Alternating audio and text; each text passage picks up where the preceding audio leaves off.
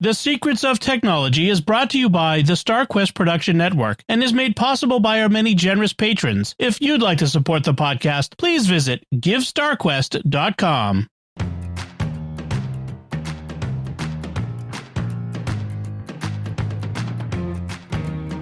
Hi, I'm Dom Bettinelli, and you're listening to The Secrets of Technology, where we discuss the technology news that's important to you from a uniquely Catholic point of view.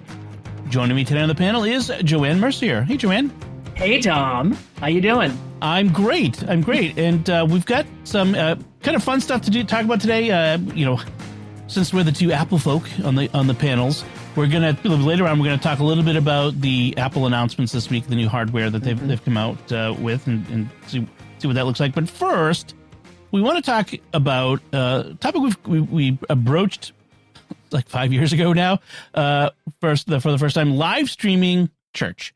So everyone knows back in 2020, the year of hell, we right around this time that year, everything shut down, including churches, and we couldn't have masses in person.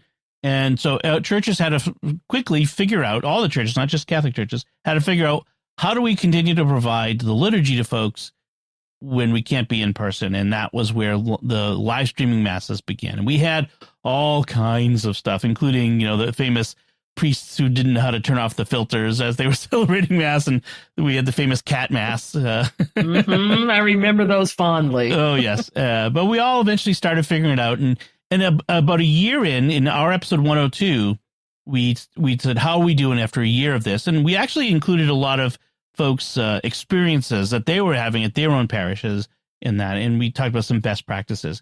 So now we're 5 years on from that. And we kind of want to revisit the topic and see, well, what's the state of the art now? What have we learned? And are parishes even doing it? Does your parish still live stream mass, Joanne? Oh, yes, because my diocese just discontinued their TV mass. Okay. They had a TV mass that they ran for half an hour every week on a local station, and it got too expensive. So they discontinued it. And at the same time, they discontinued the newspaper that they were doing once a month and went digital on both. So now it's up to us and the parishes to live stream. And they are actually letting people know which parishes are live streaming in the diocese. Okay. Yeah, and that's probably the main reason is for people who are homebound, who can't get out, or, even if you're not like homebound all the time, but if you're sick one week and you just don't want to go to mass and infect everybody, you stay home and you watch the mass on TV. And while you can watch live stream, TV masses from all kinds of places, Catholic TV here in Boston has a mass every day. There's mass from Notre Dame, mass from Catholic, the Basilica down in DC. You can watch those, but there's something nice about being able to watch your parish, participate in that as best you can, and hear your priests and sing with your people. So that's one of the reasons why I think having parishes continue to live stream as much as they can is great. My parish, they don't do the English mass. They do the Cape Verdean mass. They still live stream that. That was the big thing in 5 years ago, was some parishes were and some parishes weren't. Yep. And the way I sold it to my administrator at the time was, if you don't do this, they will look at the other parishes. And when they come back, they may be going to those other parishes. That is what sold it for him. Right. Maintain the community. Like the parish is not just the people in the pews every Sunday. Right. It's all of the people who are members of your community. So this is evangelization 101. This is a great way to evangelize, but you got to know what you're doing, right, to highlight the good and not the rest of it. Right. So we want to talk about not just hardware and software. We want to talk about technique and approach, and the way you look at it, the perspective you should have on it. So live streaming the mass is different from every other kind of live streaming. There's certain things that are theologically, spiritually, liturgically important that we need to approach. But so homebound parishioners, but there are other kinds of events you can also live stream from your church, not just Mass. There are other, whether it's classes or, or Bible study sort of things, or talks or other events that, people have busy lives. They come home from work. They got to make dinner for the kids. It may be hard to get back out again at, a reasonable hour to get to church to do a thing. But if you have an event where people can hop on Zoom or YouTube or whatever, there might be, you get some more participation. So there's many reasons why you would want to live stream stuff from your church. And this is something that John Romero, who is a pioneer in intergenerational catechesis with the church, has said time and time again. We have the opportunity now to film these things, put them up on YouTube, and use it as an evangelization tool, because it is no word of a lie. More than one person has come to me and say, look, I saw your theology uncorked online, and now I'm coming. Or, we saw your Mass that had the OCIA in it. Now I'm interested. So These are evangelization tools as well. That's right. Because once you live stream it, then it can live on YouTube, and you can time shift it, and you get that long tail where people can find these things and say, oh, that's interesting. I should find out more about whatever this is going on in the parish. Or, I was busy on Wednesday night. I come every Wednesday, but this Wednesday I couldn't be there. So I can watch the video of it and feel like I'm stayed caught up, and I can go next Wednesday, and I can, I haven't fallen behind in whatever it is we're doing. So, but the Mass is different. That's the one thing we don't keep up unless it's a special event, like a confirmation or first communion, pastor leaving, pastor coming, funeral, maybe. Okay. We take those down we take everything else down, the weekly Masses, within like 2 or 3 days. And why is that? Because the Mass is the Mass. Yeah. Okay. It's something that is something, if you see it 2, 3 weeks, 4 weeks later, I don't think it has the same impact. As a liturgist, I felt that this was something we only need to have it once, leave it up for a couple of days for people to catch up on the weekend, but then not leave it for a year. Okay. Because why would we want to continue to put out the same message? Because that Mass is over. Right. Everyone is a different experience.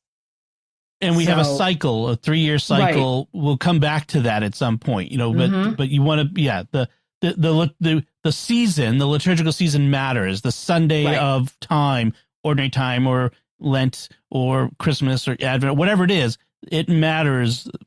So I get what you're saying there. And it gets people to keep remembering that you really need to be in the room where it happens. Exactly. Okay, it's one thing to do this if you're sick. It's one thing to do this if there's a blizzard like we just had. It's, but it's another thing. We want you there every Sunday. So we're not going to encourage you staying home with your cup of coffee and your croissant and watching instead of participating and praying and receiving Eucharist, which is very important. Right. That's an important point to make, is being present in the room, being there, incarnational in your body is important.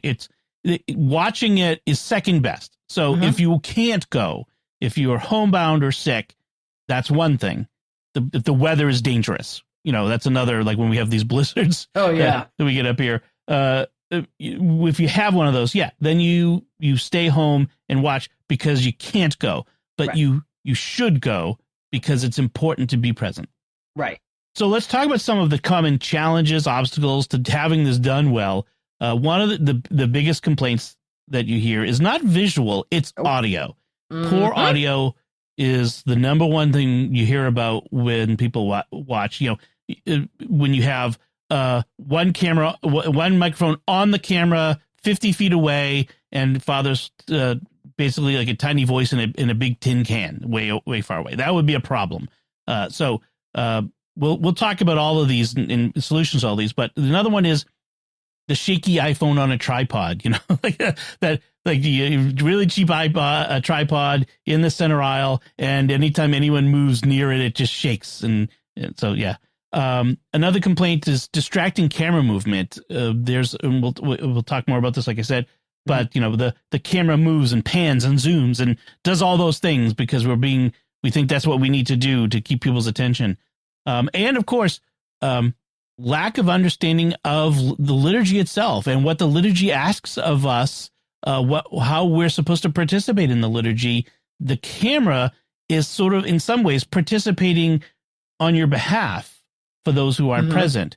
And so it has to participate in the same way. And I have even complaints with some professional Catholic Mass person, like Catholic TV. I love them. They do. I'm glad they're there.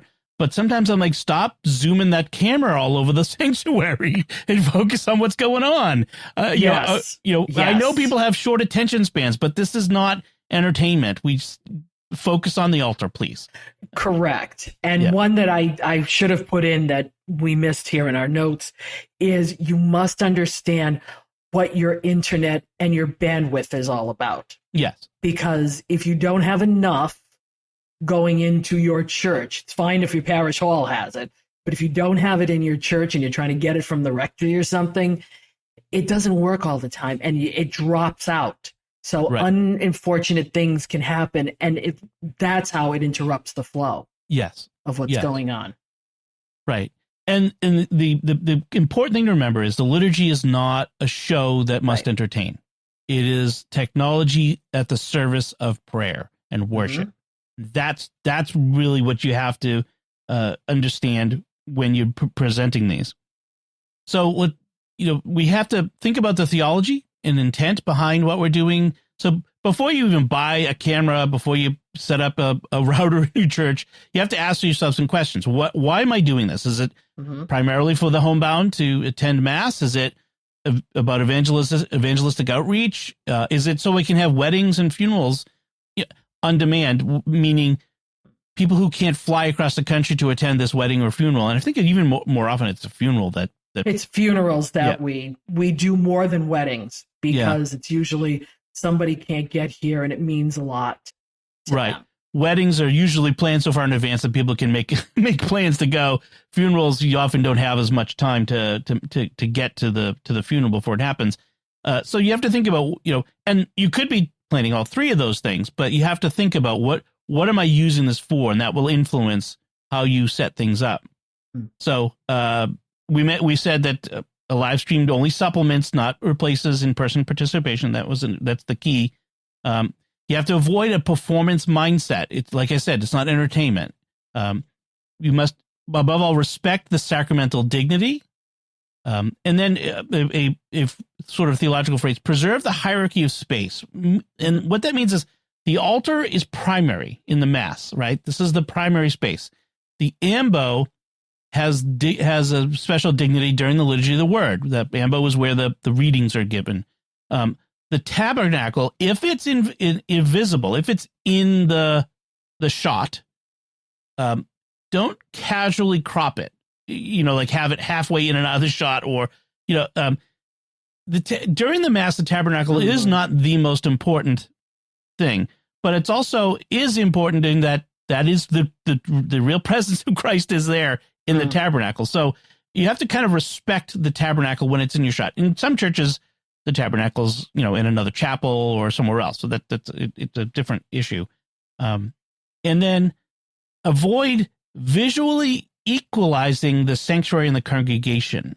The sanctuary is where the liturgical action is primarily happening. Now, the congregation is part of that. We are participating in it, but for the folks who are not present, it's good for them to see and know that the congregation is there, but that what's going on the altar is primarily, as if they were present, that's what they would be looking at. When you attend Mass, you don't stand around looking at the other people in the pews with you. You're looking toward the sanctuary. And that's kind of, in my view, how the camera should live stream it too. Primarily, not solely, because then if it was just the altar and no congregation, that would feel weird, like I'm present at a private Mass. I think there's a way to do a balance on that, because I will do that if it's something that the congregation is participating in, like a Gloria, for example. That if you're singing it, it goes on forever.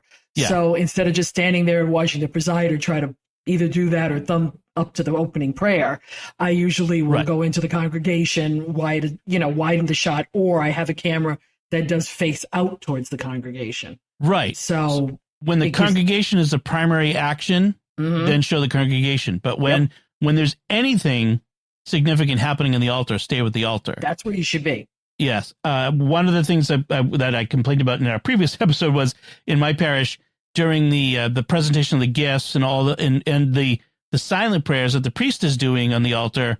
He kept panning over to like the organist's hands on the keyboard as they play the offertory song, and I'm like, no, go back to the altar. That's where what's important is going on. But after communion, if the choir is going to do a piece like my Portuguese choir will do, then I move the camera over to show the choir doing their post-communion piece. Right. Because nothing else is going on, but they're sitting down. Right. Exactly. And that brings us to the next point is avoid intrusive angles in the sense of don't have cameras roaming around in the sanctuary. This isn't a rock concert where you have a camera come up behind the priest and over the shoulder shot to the altar. Oh my gosh, that would be terrible. Don't do that. No, but then there's also where your camera is. If you don't angle it properly, people's heads are going by it. Right. So that's a distraction as well. You've got to know how to angle it in order that you miss the maybe going on underneath. Right. During communion, have a camera up high enough where people are not stepping through your shot. Even like it's almost worse if they're stepping through partially as opposed to the whole the whole of them. And that brings up another point, which avoid angles that feel voyeuristic, like tight communion close-ups as people are receiving communion, or even like people in prayer, like a tight shot of someone praying. I know I've seen that on like papal masses and big, like the Easter Mass from the cathedral and stuff. I've seen the cameras do that. I never really like when they do that. No, I don't like it at all. In fact, there was something that came out during the pandemic that suggested we do not film people going to communion for some other reasons. So it was like, okay, so let's make it a rule not to do that. So either focus on a piece of architecture, focus on the cross, focus on something else, or take a wide shot. Right. So that people are not, recognizable. Right. You could even, presumably, if you had a shot of the priest from the front giving a communion, the backs of the communicants, if you could do it in such a way that, again, you weren't identifying individuals going up, Right. Yeah. And that's the next big point, which is avoid spectacle. Like no dramatic push-ins during the consecration, no quick zooms for emotional effect, that sort of thing. Okay, it happens every once in a while when you're not sure, when you're first learning. You can't say don't do it, but it's going to happen because you do not anticipate the fastness of how a camera can zoom. So sometimes all of a sudden you're getting a nostril and it's like, no, pull it back. In fact, that's a thing I say with anybody with any video. Zoom slower, move, pan slower than you think you should. Like, if you're going to get people, you're going to make people nauseous. You to move slow. You can't move the camera fast. So, and then no talk show framing. And what I mean by that is talk shows often they're like shoulder, the head and shoulder shots, real tight close-ups, over the shoulder shots from one to the other. This isn't a talk show. You're not, this isn't a stage. It's a sanctuary. So you generally want wider shots. Like even like the lector at the Embo, I feel like it works better if you pull back a little bit and you're not tight on their shoulder up as they speak. That's my opinion. I don't know. Some others may have a different opinion. No, I understand what you're saying. We, in one of my two churches, we have two candles beside the ambo. So that's usually my frame. Try to keep it, a little bit of the ambo. You're going to get the top of the candle. You're going to get the lector. Right. The other one doesn't. So you're only going to get them from the side. It depends on where your cameras are. Sometimes you cannot put them in the best angle. So you have to make do with what you got. Right. But that's a good point is you want to show the context, the liturgical context, candles, the altar, crucifix, the liturgical, that's the vessels. The vessels. Yeah.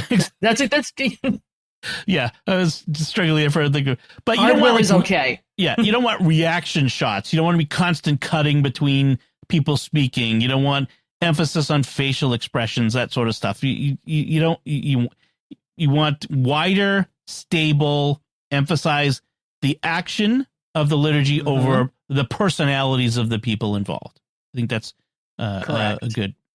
Now, another point to bring up is, like I mentioned before, audio first, video second. You can get away with less than perfect video if your audio is great. The opposite is not true. Right. And a lot of people who are professionals in video field will tell you that audio is more important than the video. So too many parishes will overspend on cameras and not underspend on audio. They'll leave it out. Yeah, they'll spend $10,000-$15,000 on a couple of pan tilt zoom cameras, but then they don't know how to hook it up to their audio system, which is where it should be. Right. You should not be trying to get ambiance. You should be getting straight what's coming from the microphones. Right. Because other than that, if there's an echo in the room, if there's a dead room, you're going to feel that at home. And echo is worse than dead. But right. And plenty of parishes already have trouble making their sound systems work just in general for the people that are there. That's a whole other podcast. Yeah, that's a whole other podcast. But yes, if you can get connected into the microphones that they're already using at the altar and at the ambo and what in the musicians, the cantor, you definitely want to have that connection. If not, and even if you can't get into you need to get second microphones in those places then, because you need to get better audio if you're going to do this. I do think having an ambient microphone for the congregational responses and singing is okay. I think it can really help you feel like you're present with a congregation. Some of that does come over the microphone of the lector or the I was going to say that the priest, but that I'd say the soundboard is high priority. Yes, ambient mic is a lesser priority if you can do it. It'd be a nice. Most celebrants wear a lav mic of some sort. Yeah, they don't like it either. No, they don't. In my parish, they have a lav mic, but there's also a microphone on the altar for them, and so they switch to that when they're doing the prayers at the altar. Yeah, funny story. This week, I had a deacon who was going to do a homily, and he had a lav mic on, and while he was standing at the ambo, you know what he did? He turned the lav mic on. It went through the system. He shut the lav mic off and stayed at the ambo because he thought something was wrong. Yahoo! Yeah, right. So the best way to set it up is like I said, through the board that's already there. That gives you the best speech clarity. And if you have an ambient mic, that gives you the room presence. And then you if you do that, you'll need to mix those feeds, the audio. If you just come in from the board, it's less important to mix because it's already being mixed in the board in the house system, however you want to phrase it, the church system. But if you're having any other audio coming in besides what's coming off the board, you're going to need to mix the audio. So it's something to keep in mind. So you'll need some kind of audio interface like a Focusrite Scarlett or a Rodecaster or something that allows you to bring in multiple audio inputs and mix them and then send them off to a computer that's streaming to the internet. So that's something to keep in mind. You'll need cables and all the usual stuff. If you're relying on the microphones and sound systems already there, you're not going to need too much in the way of cables and microphones. But if you are having to start from scratch, you'll need to think of that. And it depends on what you get. And I will explain when we get to cameras that some of this does come in some of the more mid-range cameras. Right. That you can get an ambient mic on the camera. yet still have one of them connected to your system. Right. So now, in general, you only rely on the camera mic for the room sound, congregation ambient sound. Correct. You never rely on the camera microphone for the lector, the celebrant, the cantor. Don't do that. And then you need to learn a little bit about how sound works. You don't want to have the gain turned up so high that you start clipping at the top and starts cutting off the high range. You need to learn a little bit about, and that goes a little bit beyond what we're talking about today. But so you want to think of that. So let's talk cameras.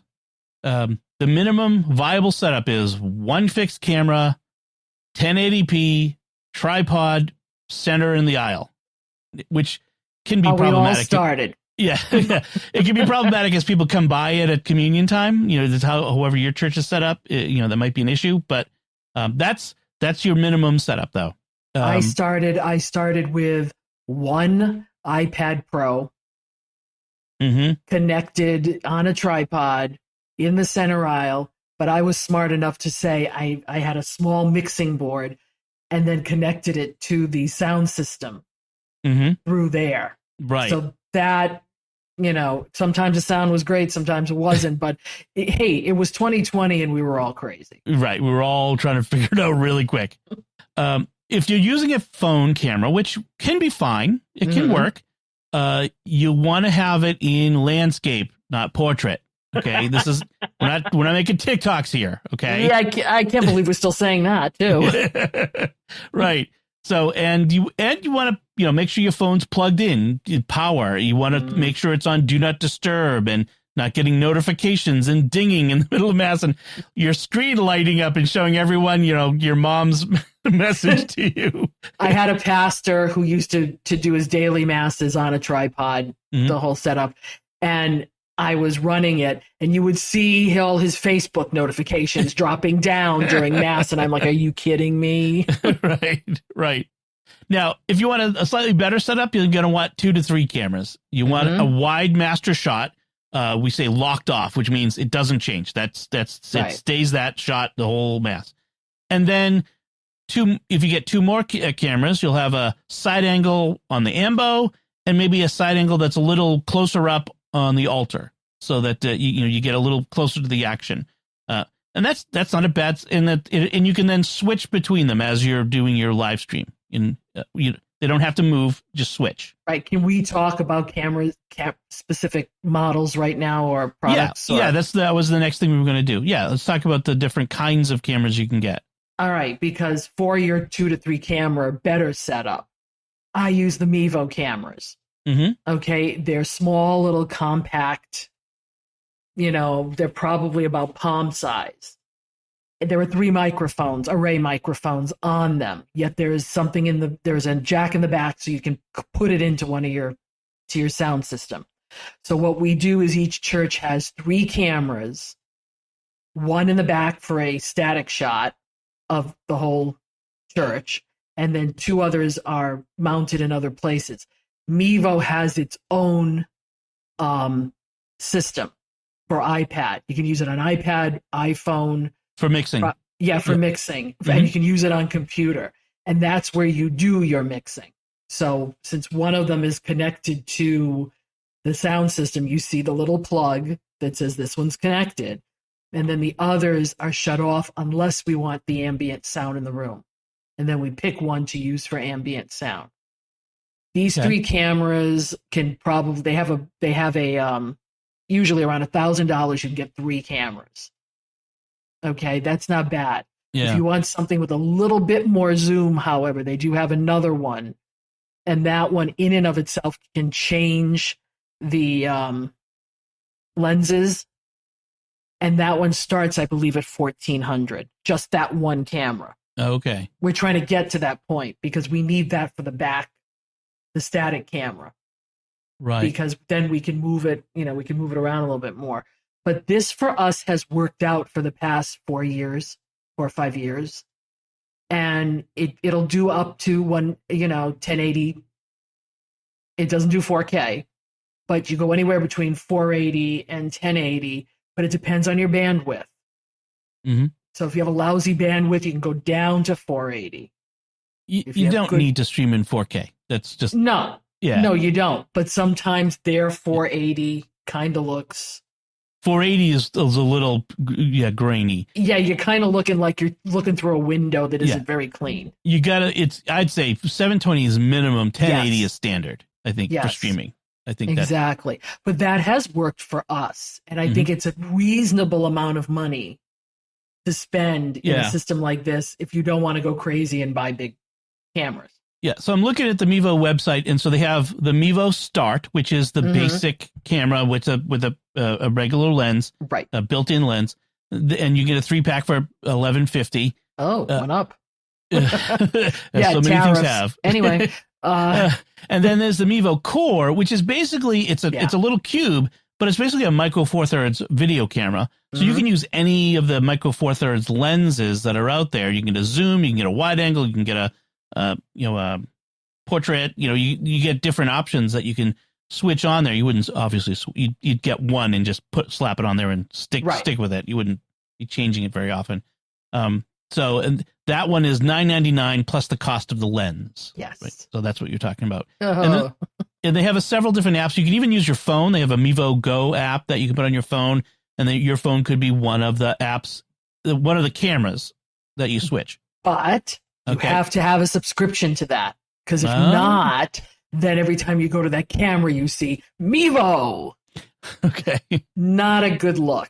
Yeah. So, and we did have a subscription for a while, but I wasn't using a fourth camera a lot, so we let it go. Okay. Good to know. Good to know. So, and being able to switch via an iPad is really nice, because then you can walk around, you can be in different places with it. That is a nice thing. I have, another camera that I use. This is the camera I use for making our shows. Is Instalink Insta360. They have their Link cameras, and they're really good. They go up to 4K, but like I said, you don't really need the 4K. They make drones too, so so the same cameras are on their drone products. But the Instalink Insta360 Link. They have the 2 Pro and the 2C Pro. I have an older one. And it has software that you run on your computer, and it has all this AI stuff that you can add into it, which is not necessary for the purposes we're talking here. But they are nice little cameras with pretty high quality. Those are, I didn't actually see what do they sell them for now these days. The Link 2 is. Do they have their own app like the Logitech Mevo does? They have there's a Mac app. There's not there's like a piece, like a computer app, not a, not a phone app. I'm pretty sure. Yeah, because we run our system off of dedicated iPads, just the regular iPad, nothing. And that's what my folks use for that. And this requires it to be hardwired. The Mevos are wireless, right? They are, but you can hardwire them. I'd almost say the Mevos are looking at this are a better deal. Like the Link 2, like these are $250 just by themselves. They're great webcams. Don't get me wrong, and they're PTZ, so they turn, they pan, they zoom, they tilt, they do all of that stuff, remotely. So that's great. But the Mevo sounds like it's a slightly better deal for what we're talking about here. We have found it to be the answer for us. There are other things you can get. Video cameras, like the classic video camera. You can run wires. You can get a DSLR or Micro Four Thirds mirrorless cameras. You can get the really, really nice PTZ cameras that are $2,000 a piece. I've had all those. Of that. It's maybe overkill. I think for most parishes, you don't really necessarily need to spend $1,500 per camera to get a decent live streaming of your mass. I think it depends on the parish. Yeah. I mean, I'm working in older buildings right now where I had the PTZ cameras was in a fairly modern building. And because of angles and things like that, we felt that was the better way to go. And they wanted to put it in permanently. But if you're going to do something like that, let your parishioners know. You'd be surprised. We did, and we got 2 checks that covered the whole thing. Right. There are people who will do that. Right. They love to. There are some people who love to support technology in the parishes. So, like I said, 1080 is fine. 4K is good if you plan to crop. If you have a plan to, like, instead of zoom, you want to take the big shot, and then like some of the cameras will allow you to crop in the mix so that you can basically have one camera and it looks like two different cameras. It's got a wide shot, and then you can define areas that you want to define as like virtual cameras, and you can switch between them. That seems very fancy. It's, if you want to have that option, make sure you do. You think about that in the future. That's a possibility, especially if you're doing non-mass things as well. Tripods matter. They shouldn't be an afterthought. You don't buy the cheapest tripods. You want a nice, solid tripod that's stable, that doesn't, anytime somebody walks down the aisle, it shakes. You want a nice, stable iPad with a fluid head. That's a term for the technology in the head of the tripod. It defines how fluidly they move and are set up. You want to make sure they're level. All tripods have little level spirit levels in them. Make sure you level it. It's nothing there. For a lot of people, they don't care. They'll look at it and like, it looks fine. And there will be some people who are just cannot concentrate because it's off by 3 degrees on an angle, tilted. Make sure you level your cameras. Or the Mevo cameras have the way they're constructed, they have the hole on the bottom where you can actually screw it into an old microphone stand. Oh, okay. Right. Well, I caution with that, because then that's really a stationary camera. Yeah. You can't move it. Right. That's a lock shot. Right. And unfortunately, I haven't been able to change them all over to tripods. And I have one of my previous pastors built Lazy Susans in order to put them on so they move. Now, that's a whole different, please do not move the camera during Mass. Right. Right. Exactly. That's a whole nother level. And no handheld during Mass. Do not don't walk around with a handheld camera. And it depends on the occasion. I would say for Easter Vigil, you might need it if you're outside with the fire, or if Palm Sunday, special occasion. Right. That's a good point. But for your average Sunday Mass, no. Yeah. So switching and streaming, that's going to be the next thing we need to talk about. Is so you have multiple cameras. You need to have some way to get that video into the computer that is going to get it out to the internet. Those video feeds and the audio need to be mixed together. Pretty much the gold standard right now for non-professional, non-high end is Blackmagic, the A10 Mini. It is a great little video mixer. I know so many podcasters that use it. It is so easy to use. You just hook them up the cameras, and it mixes. Now, if you have the Mevo camera system, the iPad and the wireless mixing and all that sort of stuff is probably the better way to go with this. It is. It is. But if you have other kinds of cameras, the Blackmagic A10 Mini is a great solution. I've thought about it for when we do. We don't do very many, but I'd like to do more like live shows where we're like when Jimmy and I were in Italy and we did some live Mysterious World episodes. It would have been nice to have a mixer so I could record on multiple cameras and mix right there. So and not too expensive. The A10 Mini Pro with HDMI is $325, which is not bad. That's at BH Photo, which is a great resource. Then you could also get other connections too. Yeah, the Mevo does everything in that app. Mm-hmm. You have all of your outputs. You have all of your cameras. You can fade shots. in and out. You can set up the next one. That's a big bugaboo of mine. Do not, once you are streaming something, right, make your next shot ready to go and then change it. Do not adjust the shot you're on. Right. That makes people seasick. Yes. Do not change the shot while people are looking at it. No.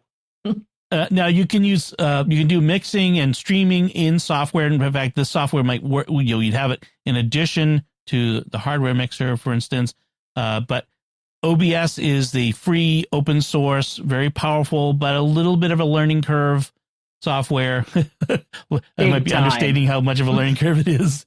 I learned it for the PTZ cameras, and it's a great, wonderful little program. Yes. The problem is they have constant updates. So if you've got some things already settled and you update it, now they've changed a few things because it is open source. Right. So that means everybody's playing and tinkering with it. Right. And it's cross-platform, so that's a nice thing too. So you don't have to be just on a Mac or a Windows or whatever. It works cross-platform. A very good Mac piece of software for this is Ecamm Live.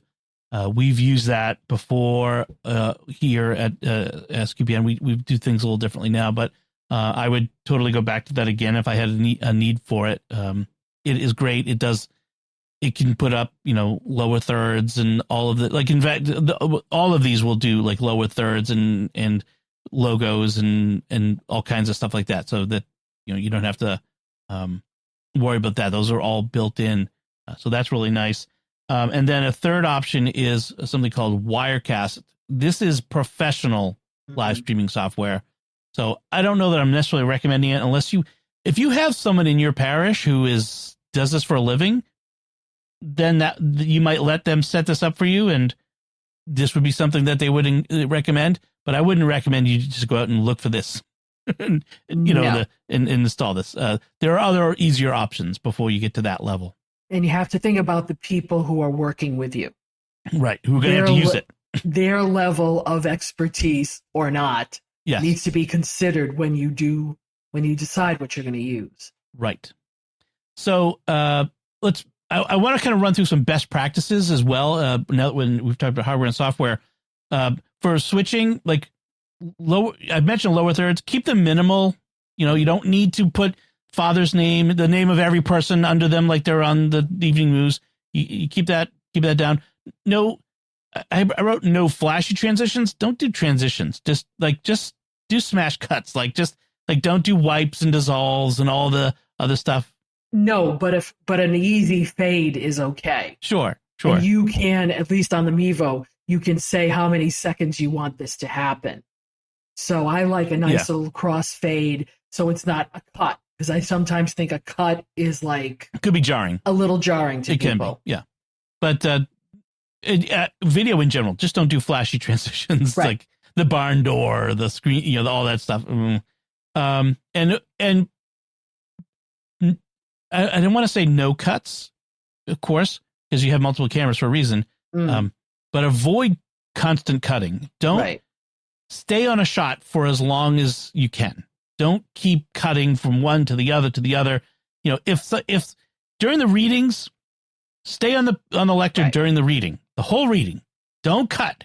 During the Eucharistic prayer, stay on the celebrant. Right. Don't cut to reaction shots or stuff like that. It drives me crazy because, again, I know people have short attention spans, but that's not, we're not catering to that in this. We're not trying to entertain. Right. But the one place you might want to cut is the homily. Because if you're static on somebody for 10 to 15 minutes, and it's just a talking person, sometimes it's good to do another angle of where they are, or go to another shot, maybe a wider shot. Right. I think you stay focused on the homilist, but you could change your angle, go wide shot, closer shot. Yeah, I think, but not many of those. Like just a handful of times during the whole homily, not every 30 seconds. This is not like PowerPoints that have a lot of animation. Yes. If you avoid that there, avoid that here. Exactly. We kind of talked a little bit about internet access to the church. Most church construction will block Wi-Fi signals. Concrete, stone, those are very bad for Wi-Fi. So you're not going to get it from the rectory or the offices into the church. You're going to need to hardwire it in the church somewhere. And it's a big building. You're going to probably need multiple access points if you're going to have cameras in different places. So you have to think about how you want to lay out your network in order to make sure you get good signal. Even if you're getting a signal, you want strong signal throughout the church. So lighting is an issue. Not much you can do about it. The lighting is the lighting you got. If it's during the day, you've got like coming in the windows. At night, it's all interior light. You've got bright vestments, dark wood interiors. Say you're just going to have to do the best you can. Lock your exposure. Don't try to have it like you don't want to have it constantly trying to adjust the exposure. Find a good middle ground and stick with it. So lock that exposure. Set your white balance manually at the beginning before you start streaming and stick with it. Avoid hunting an autofocus, like the focus, set a focus, lock focus. Don't zoom in during prayers. We've said that before. And stay focused on what's important. Just because the music is louder than the prayers at the altar, don't shift the camera to the music. The one thing I can say about lighting is when you put your cameras in, light your church as if it were mass. Right. And set it to that. There were very few times you're going to have mood lighting at mass. Right. No, Easter seriously. Vigil. Easter Vigil will probably be the only time you're going to have mood lighting. Yeah. So don't set your cameras for that. Set it for whatever your building is normally. Okay, 4 o'clock in the afternoon. Yes, you're going to get that one streak down the middle aisle if you're facing west. Right. But still, set it for that. Exactly. Platforms, we've talked a little bit about, like YouTube is probably the most common, but people use. YouTube is smart TV friendly. So, and frankly, the families at home going to watch the mass if they're not able to make it to mass. That's how they're going to probably watch us on the big TV. Facebook is okay. You can stream to Facebook, but Facebook used to have a good smart TV app. And somewhere in the middle of the pandemic, they played with it. Yeah. And now it's terrible. So I would say YouTube is the best. Right. But if your parish can afford to put it up on their website and do it a certain way, because some can embed it in their websites, go there. And you can embed YouTube in the website too. Yeah, you can. But yeah, you gotta plan ahead of time for that and that sort of thing. So just a couple other things we want to mention, special considerations.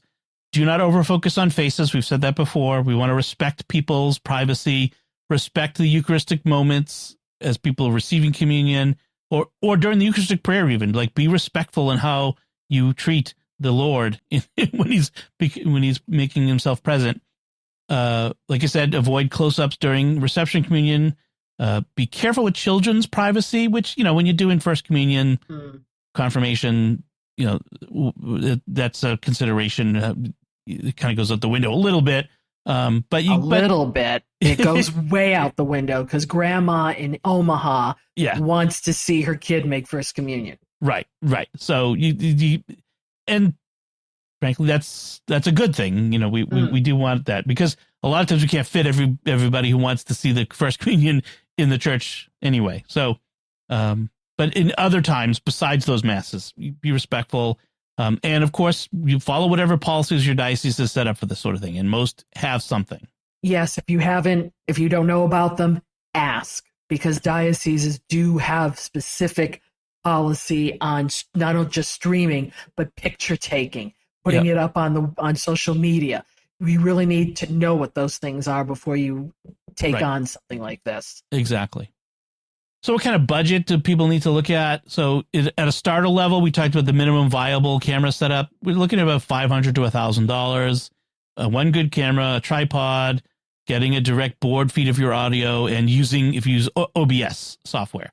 That's assuming you have a computer that you can use to do the switching and connecting to the internet. If you want a more serious parish setup, you're looking at about $2,000 to $5,000.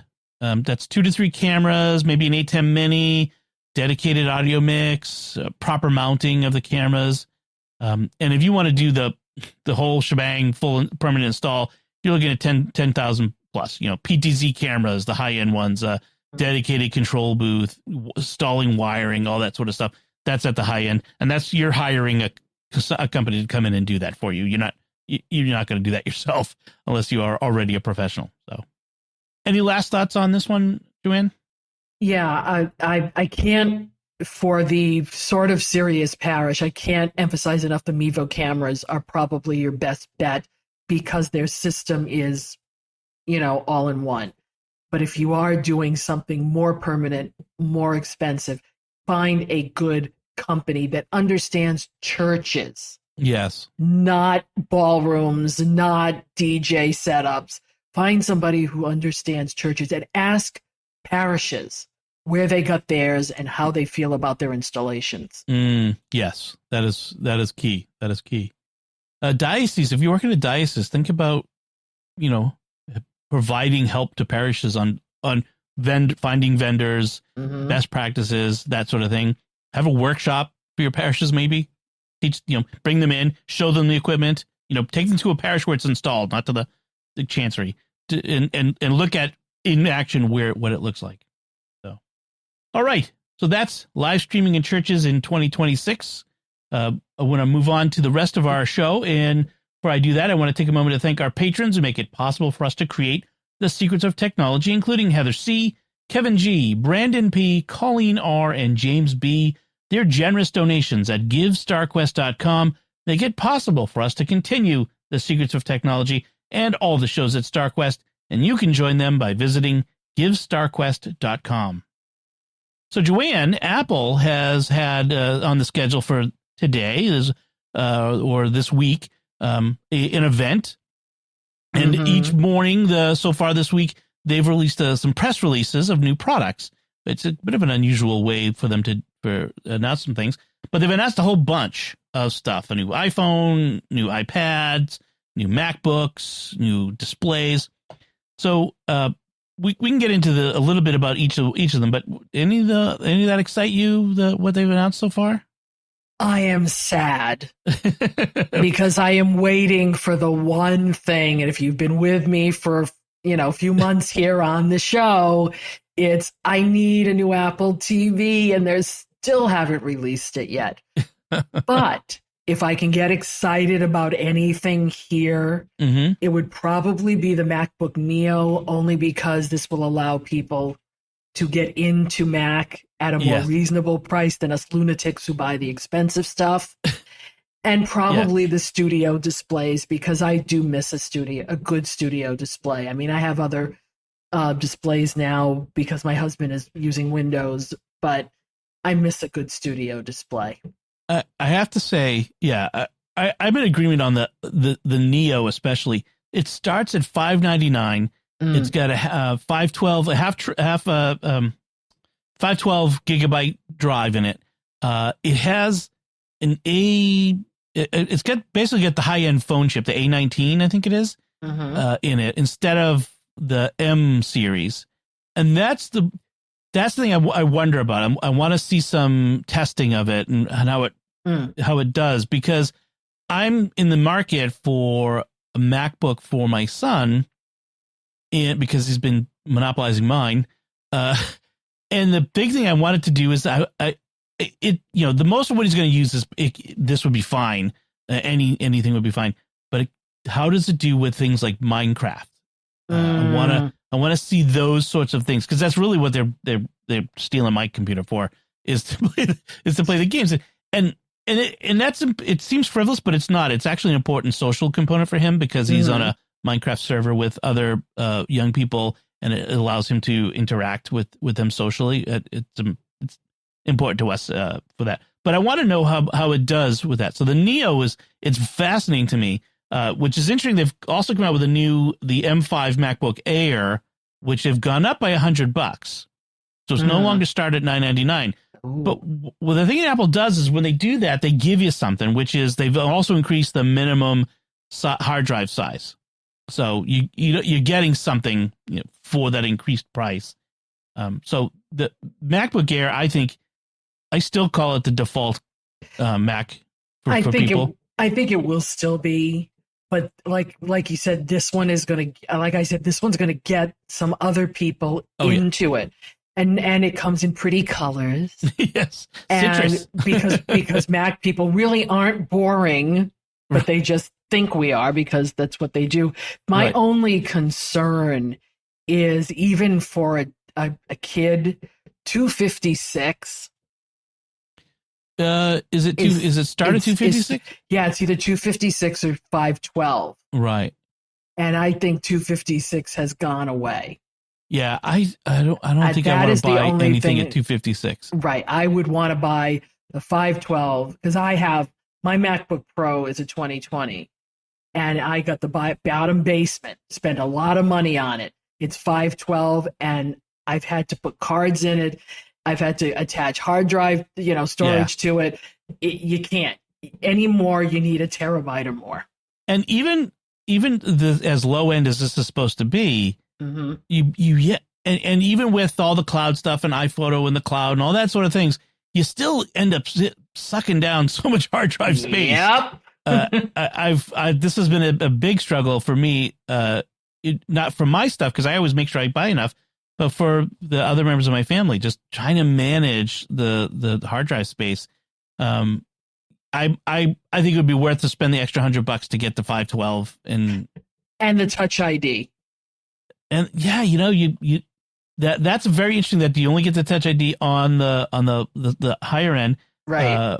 And that Touch ID makes a big difference. You don't realize how much of a difference it makes when you don't, because there are a lot of places where you have to type in your password all the time. But I love the fact that we've at least got an entry level, competitive level MacBook that a lot of kids are going to use. You're going to see a lot of these in schools. Yes, that's where it's going to go. High schools, middle schools. We talked recently about like getting, what are the buying computers for people at different age groups and demographics. This would be right in there for like high school. Definitely.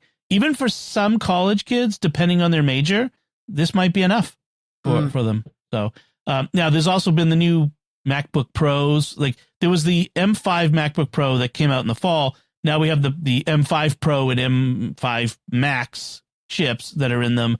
MacBook Pro. I used to be a MacBook Pro guy, but they've gotten so high end in the cost. I love them. They look like a wonderful machine, but I don't need a laptop that powerful. In that cases, I'm going to go for something like the Studio because I work at a desk. Right. And what I did at home, future-proofing retirement, is I ended up with getting a Mac Mini. Yep. Souped it up. And now I've got the Magic Keyboard for my new iPad Pro. Right. And I'm telling you, that is more my laptop, becoming more my laptop than anything at this point. Right. Speaking of iPads, they have the new M4 iPad Air, which again is a great iPad. That it's that middle range. It's so funny how MacBook Air, iPad Air, you aiming for that middle range of things is really a sweet spot for a whole lot of people. Now, got to mention the iPhone 17e. Yes, which is it's interesting how it looks like we're on a yearly cycle for the E now in the spring, and I'm needing to buy a phone for my son. His phone he's got a 10-year-old iPhone. It's pretty old. It's not getting updates. So we need something new. And I was waiting to see what came. And the 17E, it's got one camera. It doesn't have all the fancy, but for him, it's enough. It should be fine. Yeah, I was trying to steer my husband, wait for the 17E and steer my husband towards it. The only problem was we went a couple weeks ago and he really liked, believe it or not, the 16 plus because he can read it. Right. It's bigger. Yeah. And now all we've got are Pros that are Macs. The regular ones are not anymore. Yeah. So that's going to be another shift in the time continuum here. For people like myself, I mean, I'd love to have a bigger one once I'm not working anymore and have to stick it in my pocket. Right. But yeah, but the E is. I think the E is a solid little. It adds a phone. It adds MagSafe, which the 16 didn't have, which is nice. It's got a nice screen. It's got a decent camera. It's got the one lens, but that's enough for most for most people, many people. It's a nice less expensive phone. So I totally. It's got so many of the features. It's not a high end phone, and it starts at $256, which I think is fine for a phone for a lot of people. I personally would get more, but I think you could start with $256 for a lot of folks. Get away with that. And if you like soft pink, it's your phone.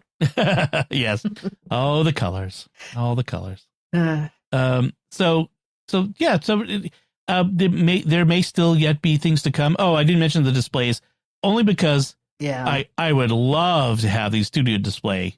I cannot afford a studio display. They're expensive. Yeah, we invested in the displays like 15 years ago. 20 years ago. They lasted. I still have one downstairs as an extra. Yeah.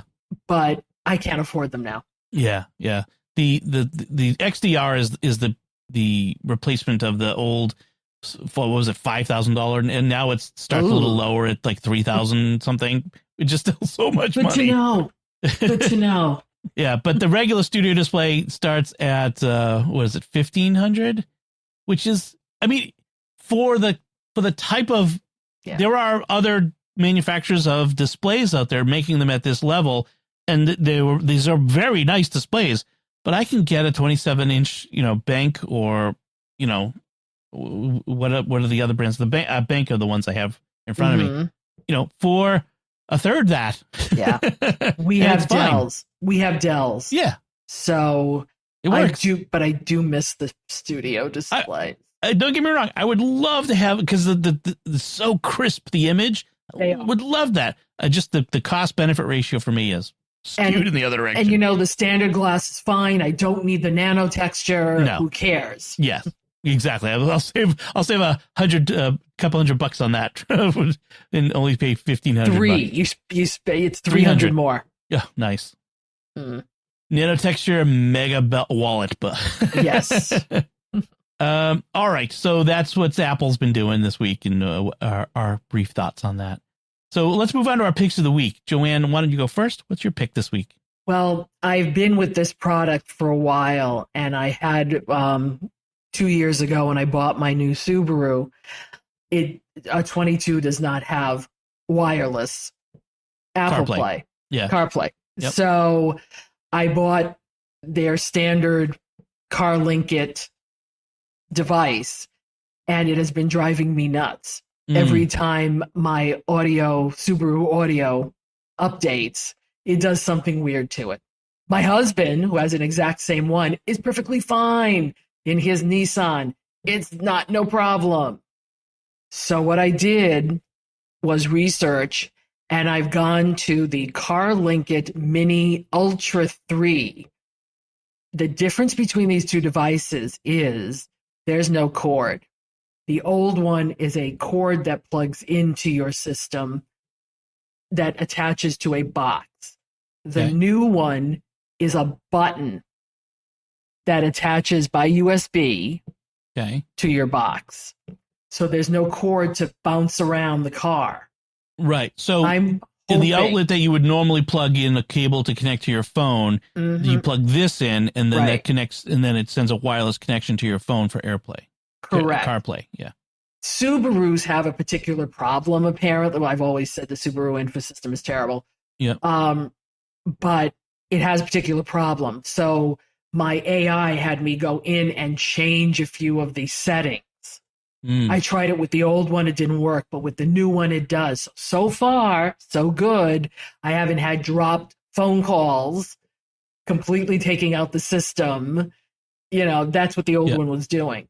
So CarLink makes a good product. Yeah. But you need to research if your car has little idiosyncrasies like mine does. Right. I've heard advice, which is when you have any of these CarPlay devices in your car, and when I say CarPlay, I mean also Android Auto. Right. These usually work with both. Don't apply updates unless you need to. If it's working, don't do an update. Right. I think that's what I've heard, is because even from certain manufacturers of these things will tell people, like, don't do a firmware update on our product unless we tell you to.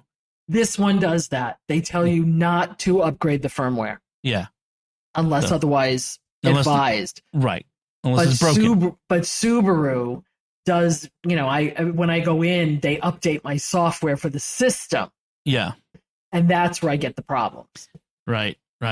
I'm still driving a 2013 Honda, so I don't have CarPlay.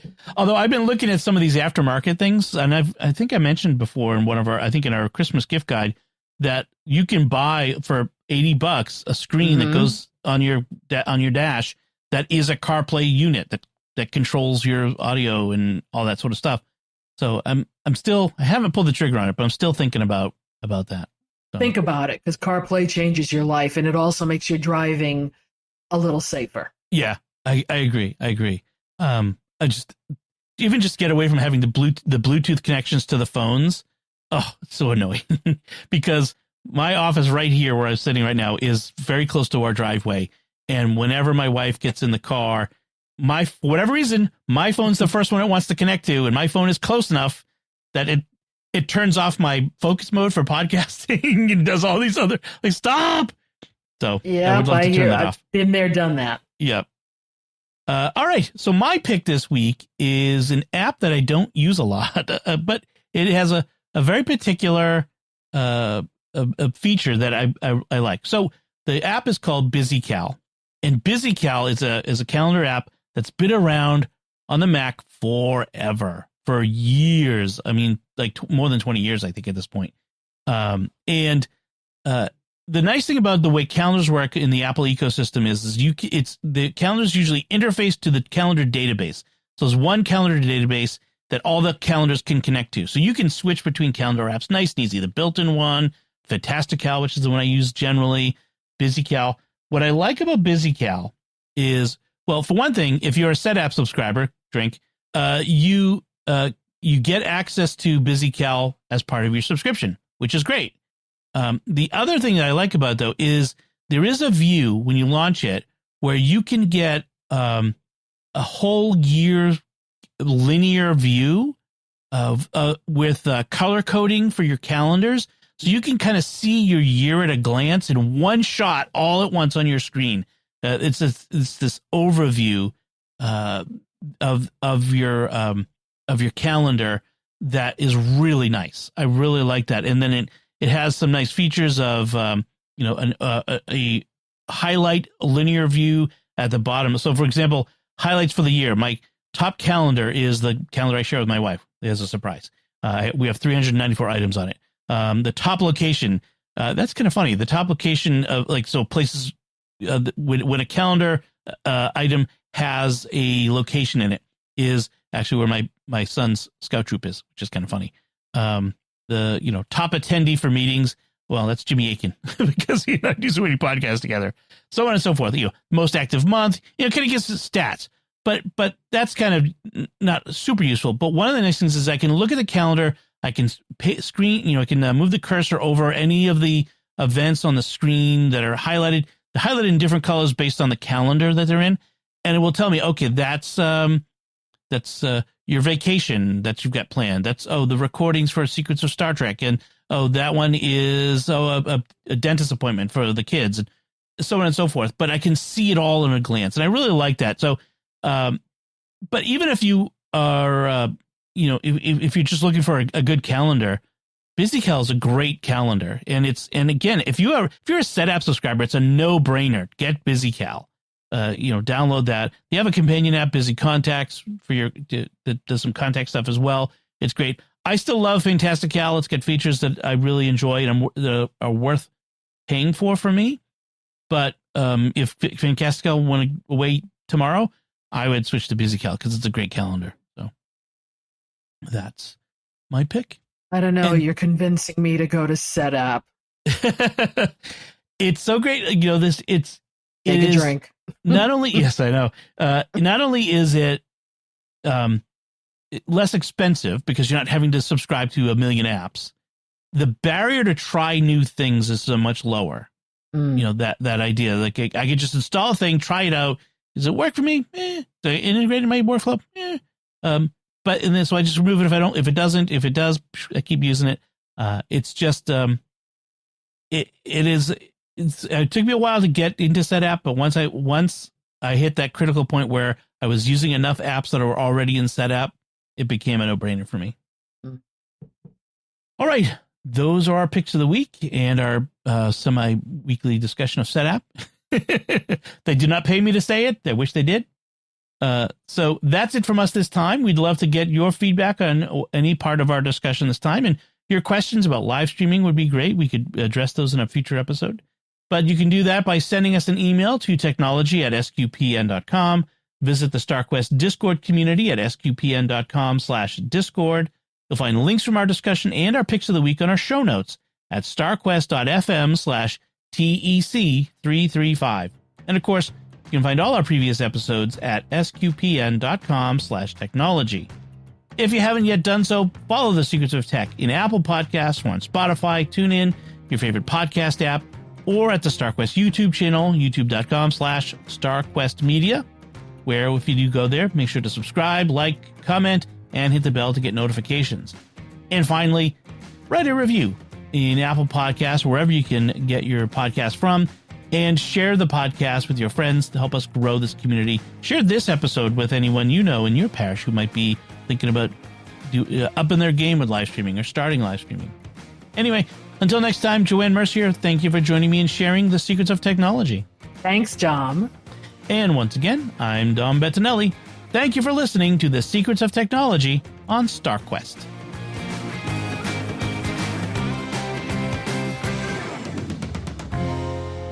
Here's another show on the StarQuest network you're sure to enjoy. The Secrets of Stargate. Find it wherever fine podcasts are found or at sqpn.com/Stargate.